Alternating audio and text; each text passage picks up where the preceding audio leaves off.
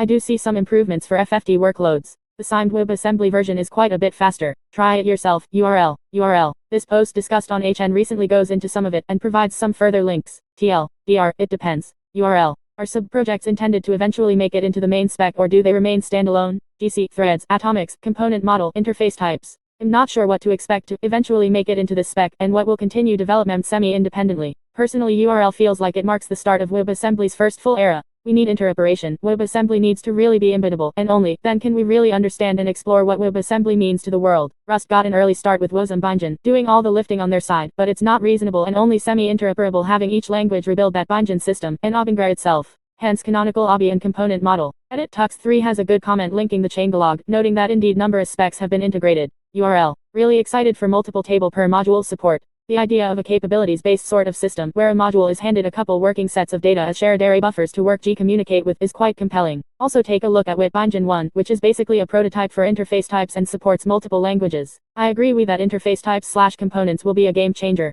And also that progress on all the important proposals GC, interface types, linking, stack control, threads has been painfully slow. 1 URL. Witbingen is great. For those that want to use WebAssembly with Wasmer TL. Drive I work at Wasmer, here's the repo. URL. The whole list of proposals and where they're at is here. URL. You can see that interface types is at phase 1 feature proposal CG, so still early days. And there's a link to the proposal here for people like me who don't know about it. URL. What about pointer size? Is still only 32 bits. It is impossible to write some C programs when you do not know the size of your data and pointers. I'm asking that because despite all the hype, WASM binaries are still 32-bit at least in browsers, while 32-bit OS are being deprecated. 64-bit pointers are really good for some applications with no performance degradation at all. Does WASM 2.0 support branch instructions needed for irreducible control flows? Without the relooper hack, 64-bit pointers are really good for some applications with no performance degradation at all. That probably won't be the case with WASM 64 unfortunately. A hidden advantage of WASM using a 32-bit address space while primarily targeting 64-bit platforms is that runtimes can get free implicit bounds checking by carving out a 4 GB block of virtual memory for each WASM instance, so out-of-bounds accesses are trapped by the hardware.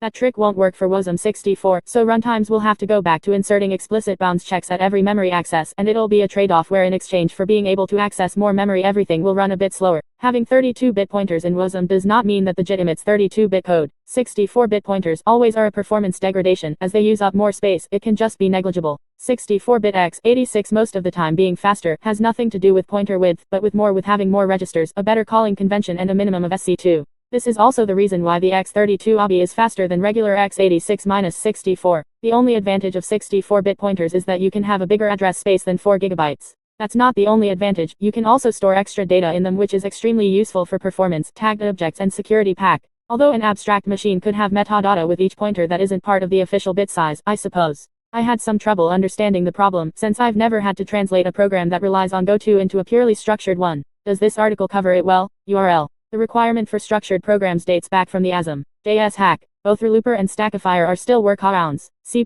do not require structure programs at all, unless there is a really good reason. This still looks a hack driven by limitations of the underlying code generation. I understand that some compilation passes are easier/cheaper with structured control, but then, why are not LLVM and GCC enforcing them as well, at least their roadmaps? It's for security reasons and enabling static code analysis. There's no particular need to make compilation easier. NACL also had a lot of limitations, though I don't remember what they actually were. Still says, future version of WebAssembly might provide memory instructions with 64-bit address ranges. 1 URL. I fear they will run out of gas before the interesting features there are completed. They haven't for 5 years, why would they now? The work is just getting interesting. Perhaps. But 5 years without progress in some areas is an eternity. Rust in Firefox was super interesting and they run out of funding. It is really hard to explain to a client, your application would work on WASM, on a browser, with no installation, but it will not scale in time and memory, and there is not a clear roadmap of when things will improve despite OS and compiler guys know how to fix those things. There's a lot of progress over the past 5 years, every month there's something new and exciting, but it's not yet ready for mass adoption. Yeah, looking at this, it seems tail calls are still not part of the spec. Has there been any news regarding return call? Would be cool to see it for more efficient implementation of functional languages. Tail calls are only blocked on a second production engine, implementing them.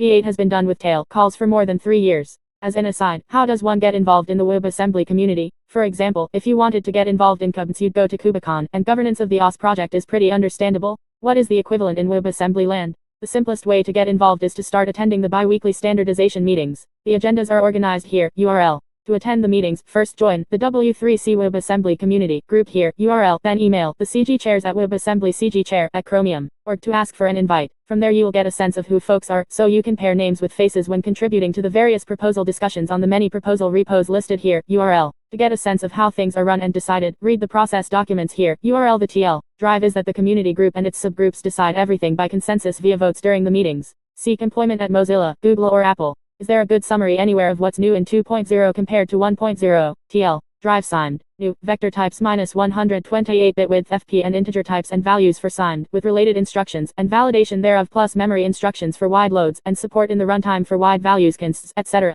And in the text and binary formats. Value types I32, I64, F32, F64 are now called number types. New reference types, basically function pointers and pointers to objects in the host, values of which can be stored in tables with related instructions for accessing them and checking for null. New table instructions get, set, size, grow, fill, copy, etc. Element and data segments not new but expanded definition, and given more runtime support added to the store, can be referenced by address, like other runtime objects, plus new indices for referencing segments and their modes, basically how they are initialized during instantiation. Limited form of subtyping allowed when importing external values. Result types can be a sequence of values, i.e., multiple return values from functions. New instructions to avoid trapping on floating point to integer conversions saturation. There's also multiple values 1.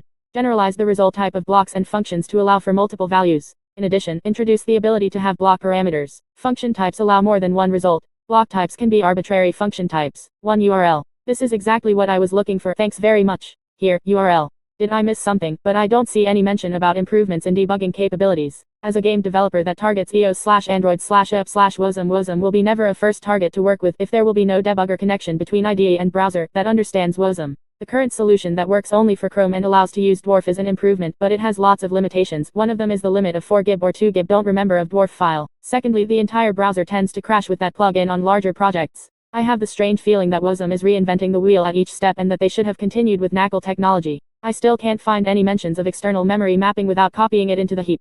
Very underbar disappointing, as it makes yet another version of WASM completely unusable for many high-performance applications. The multi-memory proposal is your best bet for this, URL. It's supported in WASMtime, WAVM, and WAPT and WASM 2C, and not much else so far, URL. Does anyone know why Rust is one of the de facto host languages for WebAssembly? Is it because Rust naturally lent itself to machine code, therefore, it was easier to build a compiler? Is it because the Rust community wants to create more killer features for the language and have it stand out? Are there benefits to using Rust versus TypeScript as the host language? I don't know, but I would guess it's because of the relationship between Rust and Mozilla. URL. There are probably specific advantages to Rust, but it's also just nice to work in a language you like. I can compile Go to WebAssembly, so I'm not going to write TypeScript. Your preferences may differ. Can TypeScript be compiled to WebAssembly? My understanding was that it couldn't be, although a related language AssemblyScript could be. One of the major benefits of Rust is that it isn't garbage collected.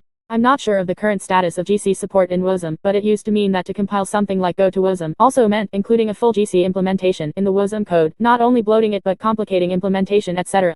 My dream for WebAssembly is direct file system/local database access in Electron apps and mobile apps powered by a web view. So you could have, for instance, a Rust binary that does almost everything and is able to use DOM for rendering. Currently, if I understand it correctly, the only way to do that is without WASM actually. A separate binary communicating via it with JavaScript in the renderer process. I'm not sure if the latency is good enough to put any front-end logic in that binary. Edit, actually, it's quite viable as it is, and I'm not sure how I did not think of it sooner. Just run everything in WASM and make requests to the database like WASM-JavaScript-IP, and latency is not a problem here. There is some really exciting stuff. URL. I'm particularly excited about stack switching. No DOM API, no GC API. It appears to include the currently standardized extensions. GC is a proposal in phase 2, and I'm not even aware or a proposal for DOM access yet, but it would require several other proposals to go through first. DOM API? Why? This can be added by any third-party library. WASM should not care about DOM. Are there any improvements in there that would allow for more efficient bytecode interpreters in WASM? As far as I understand, something like e.g. a high-performance JVM would be hard to do in WASM due to its machine's Harvard-like architecture.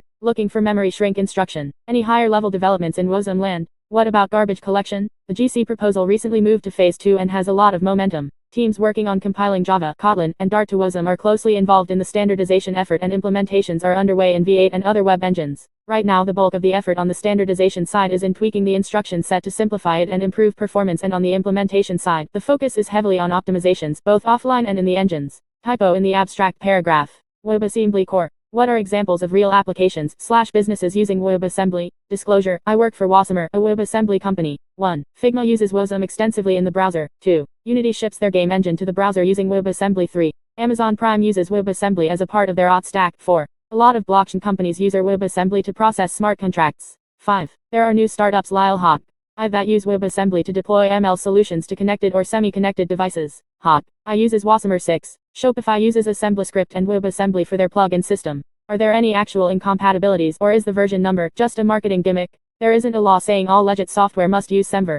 Python makes breaking changes whenever they want in minor version changes. Technically, even Semver doesn't strictly require you to not update the major version when there haven't been incompatible changes. I swear, a triple negative is the easiest way to parse this sentence P. How about, you can bump the major version with no incompatible changes and still be Semver compliant. The web tries very hard to avoid backwards incompatibilities. I don't expect the WASM standard to ever directly get any backwards incompatibilities unless they're opt-in, like how using JS modules stops you from using with statements. This URL. Only forward incompatibilities, that is, WASM 1.0 engines can't handle 2.0 opcodes, etc. If you want sandboxes, then use Flatpak or force Microsoft and Apple to implement a standards-compliant sandboxing API. The web browser is not the place to do it, and people should be looking at how this will be used to run binary blobs anytime you visit a site. How is the litany of minimized JS used as a compile target, not binary blobs, already? There is a difference between obfuscated JS and minimized. Minimized can be unminimized. Also, two wrongs don't make a right. I know folks are excited about WebAssembly, but it's a security nightmare. JS alone is bad enough with most exploits I see that can get you infected just by visiting a page, requiring it even when the issue doesn't lie in JS directly. The idea of letting any random website you visit run code on your machines should give anyone pause, but it seems like everybody is just too excited about the powerful web applications they could make to worry about the malicious web apps that will be created as well. For now, I've got WebAssembly disabled, and I don't see that changing.